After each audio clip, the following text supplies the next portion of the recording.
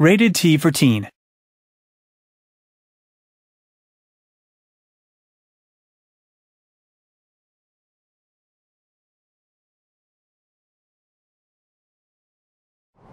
Amongst all the ideas we have for DLC, exploring more of Pigsy's character, finding out a little bit more about him, where he came from, the sorts of things that he does, was just too tantalising. We had to go for it.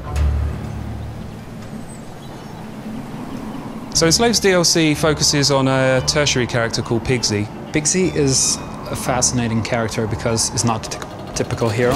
He's not always successful in what he does, but he keeps trying, and that's where his real strength is. You meet Pigsy in the main game. He has a relationship with Trip. They've known each other for a long time, and Trip believes that Pigsy can help, and so they journey to find him. Pigsy is pretty much in love with Trip, but she doesn't feel the same way. As far as she's concerned, they're just good friends. But he has an appreciation for all things beautiful, especially women, and he has found a book of pin-up women that he has then, decorated his pad with. He's decorated his guns with himself. He has great tattoos of beautiful women on his arms. Pigsy lives in the Titan Graveyard, which is an area where hundreds of mechs fought a massive war. It's basically the war that ended the dominance of the mechs. They wiped each other out. Pigsy's motivation is to build himself a friend. Essentially, he's very lonely. He's very dissatisfied with his life.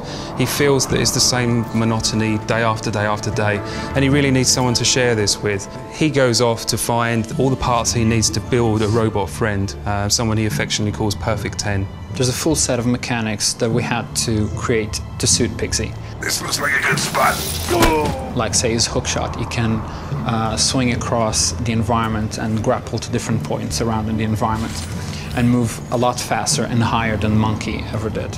So Pigsy has a sniper rifle, which he affectionately calls Lola, that he uses to keep the mechs off of his property. Pigsy can also sneak past enemies and dive into cover. This allows him to analyze the environment and analyze the enemies before taking action. What could possibly go wrong?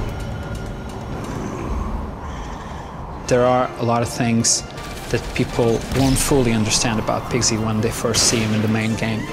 But there are events here that will later resonate in the main game, which I think is really, really interesting. So in a way, it does add depth not only to Pigsy, but also to the main game as well.